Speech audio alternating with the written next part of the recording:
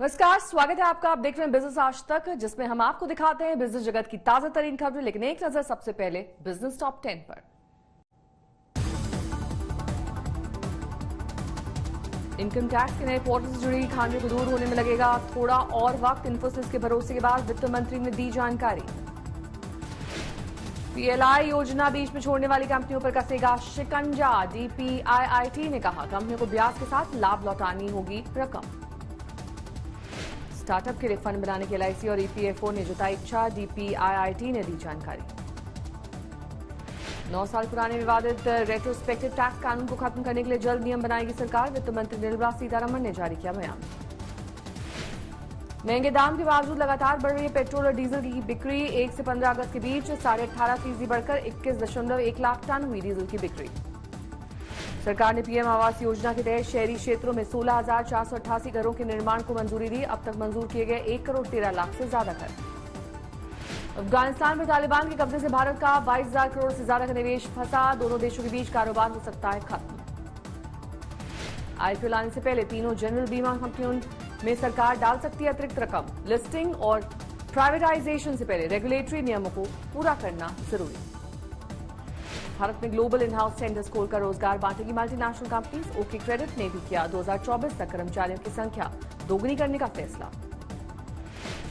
Olympic silver medallist Mirabai Chanu को company ने brand ambassador बनाना शुरू किया। चानू बनी एमवे और न्यूट्रालाइट की ब्रांड एम्बेसडर। देश की अर्थव्यवस्था करीब 1.5 साल बाद कोरोना पूर्व के स्तर से आगे निकल गई है। दावा किया गया है कि जापानी ब्रोकरेज एजेंसी नोमरा की वीकली रिपोर्ट में आर्थिक गतिविधियों को मापने का नोमरा का पैमाना NIBRI बीते हफ्ते 101 के पार चला गया। यह आंकड़ा प्री कोविड से भी ज्यादा है।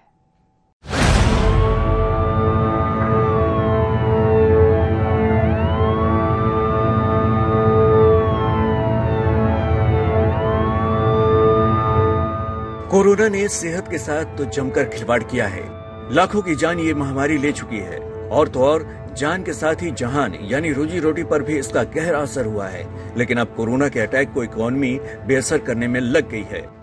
जापानी ब्रोकरेज फर्म नोमुरा का भारत में कारोबारी गतिविधियों की शुरुआत को मापने वाला इंडेक्स NIBRI करीब 1.5 साल बाद बीते हफ्ते प्री कोविड यानी मार्च 2020 के पहले से भी आगे निकल गया है।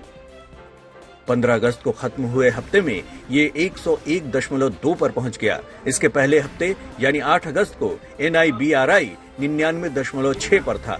इस तरह दूसरी कोरोना लहर के बाद महज 3 महीने में NIBRI 100 के पार निकल गया, जबकि पहली लहर के 10 महीनों बाद NIBRI 100 के नजदीक पहुंच सका था।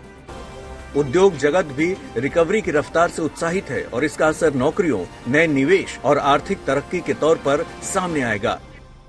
जिन बाकी इंडेक्स को NIBRI के पैमाने में शामिल किया जाता है, उनमें गूगल वर्कप्लेस इंडेक्स में 1.7% पॉइंट्स की बढ़ोतरी देखी गई। वहीं Google retail and recreation index में 3.4 परसेंटेज पॉइंट्स का इजाफा हुआ है। बिजली की खपत में 5.7 परसेंटेज पॉइंट्स की बढ़ोतरी हुई है। कारोबार जगत का मानना है कि इस तेजी के बाद अब उम्मीद है कि अर्थव्यवस्था अपने सबसे बुरे दौर से बाहर निकलकर सरपट दौड़ने के लिए तैयार है। हमें एक्वा कल्चर के साथ साथ सीवीड की खेती में बंधे जो नई संभावना बन रही है, उन संभावनाओं का भी पूरा लाभ उठाना है। जो थर्मल एनर्जी समंदर के पानी में है और वो देश के विकास को नई बुलंदी दे सकती है। कंज्यूमर डिमांड में एक बढ़ोतरी का ट्रेंड देखा गया है। कई सेक्टर्स जैसे IT, ऑटोमोबाइल, फर्नीचर में वी शेप रिकवरी भी देखी गई है। आने वाले समय में ये अनुमान लगाया जा रहा है कि ये वी शेप रिकवरी बरकरार रह सकती है और इसी गति से आगे बढ़ सकती है। काफी सारे गवर्नमेंट इनिशिएटिव्स जैसे स्टार्टअप इंडिया एक नए इंडस्ट्रियल युग की शुरुआत है। हालांकि बीते हफ्ते कुछ इंडिकेटर्स में मामूली गिरावट भी आई है। इनमें शामिल हैं एप्पल ड्राइविंग इंडेक्स, जिसमें 0.8 परसेंटेज पॉइंट्स की गिरावट आई है। श्रम भागीदारी 41.5% से घटकर 40.4% रह गई है। लेकिन ये मामूली गिरावट है और उम्मीद है कि आने वाले हफ्तों में इनमें भी तेजी आएगी और इकोनॉमी तेजी के नए रिकॉर्ड कायम करेगी। आदित्य के राणा, आज तक। रोजमर्रा के सामान की बिक्री में हो रही बढ़ोतरी के मामले में देश के ग्रामीण इलाके शहरी क्षेत्रों से काफी आगे निकल गए हैं।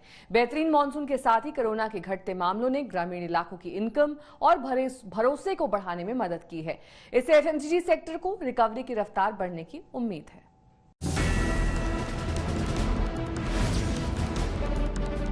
इकोनॉमी को मंदी से बाहर निकालने का रास्ता एक बार फिर गांव से होकर जाता हुआ नजर आ रहा है। कोरोना के मामलों में कमी और लॉकडाउन हटने के बाद बिक्री में बढ़ोतरी के मामले में ग्रामीण इलाके शहरी क्षेत्रों को पीछे छोड़ते हुए नजर आ रहे हैं। रोजमर्रा के इस्तेमाल के सामान यानी एफएमसीजी की ग्रामीण इलाकों की बिक्री जुलाई में शहरी इलाकों से कहीं आगे निकल गई है। खुदरा दुकान के आंकड़ों पर नजर रखने वाली बिस्कॉम के मुताबिक जुलाई 2021 में ग्रामीण इलाकों में रोजाना इस्तेमाल होने वाले सामान की बिक्री 24% बढ़ी है, जबकि शहरी इलाकों में एफएमसीजी प्रोडक्ट्स की बिक्री जुलाई में 14% बढ़ी है। जानकारों के मुताबिक देश भर में कोरोना के नए मामले घटने और मॉनसून बेहतर रहने की वजह से ग्रामीण इलाकों के लोगों की आमदनी बढ़ने की उम्मीद है। ऐसे में जून 2021 के मुकाबले जुलाई 2021 में एफएमसीजी की बिक्री में काफी तेजी आई है। जुलाई के अंदर 24% की ग्रोथ रही, यही शहरों के अंदर ये 14% के आसपास रहा। दोनों के अंदर ये फर्क देखा गया और जून के कंपैरिजन में जुलाई में ग्रामीण क्षेत्रों में ज्यादा रहा जो एफएमसीजी प्रोडक्ट्स की सेल है। इनके पीछे दो कारण माने गए। पहला कारण माना गया कि लॉकडाउन का हट जाना, लॉकडाउन खत्म हो जाना, और दूसरा वही मॉनसून का आ जाना। कोरोना के मामले घटते हुए भी जो जाते हैं उसकी वजह से भी कहीं ना कहीं लोगों में उत्साह बढ़ता है। दरअसल जुलाई में मॉनसून की शुरुआत के साथ ही ग्रामीण क्षेत्रों में बिक्री बढ़नी शुरू हो गई। इससे पहले कोरोना के असर से इस बार ग्रामीण इलाकों में भी काफी केस सामने आए थे। ऐसे में जून में एफएमसीजी की बिक्री में ग्रामीण क्षेत्र शहरों से पिछड़ गए थे, लेकिन जैसे ही कोरोना केस घटे और झमाझम बारिश ने दस्तक दी तो तुरंत ही हालात बदल गए। देश भर में 75 लाख खुदरा दुकान के आंकड़ों पर नजर रखने वाली बिस्कॉम के आंकड़ों से ये जानकारी सामने आई है।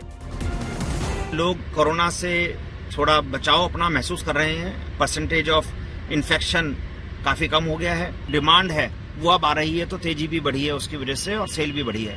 और मेरी ख्याल से यही रूप अगले 2 महीने और में देखने को मिलेगा। एफएमसीजी की बिक्री बढ़ने से ई कॉमर्स को भी फायदा मिला है। इस बार मई में ई कॉमर्स के जरिए होने वाली रोजमर्रा के सामान की बिक्री बढ़कर 2 गुनी हो गई थी। इसी के साथ एफएमसीजी के विज्ञापनों का वॉल्यूम भी जनवरी जून के बीच पिछले साल में 53% ज्यादा रहा है। यानी एफएमसीजी सेक्टर की दमदार ग्रोथ के साथ इससे जुड़े कई और कारोबार भी तेजी से फल फूल रहे हैं और अब इनमें ग्रामीण इलाकों की भागीदारी बढ़ने लगी है। आज तक ब्यूरो। बिजनेस आज तक में मेरे साथ अभी के लिए बस इतना ही। देश दुनिया की तमाम खबरों के लिए आप देखते रहिए आज तक।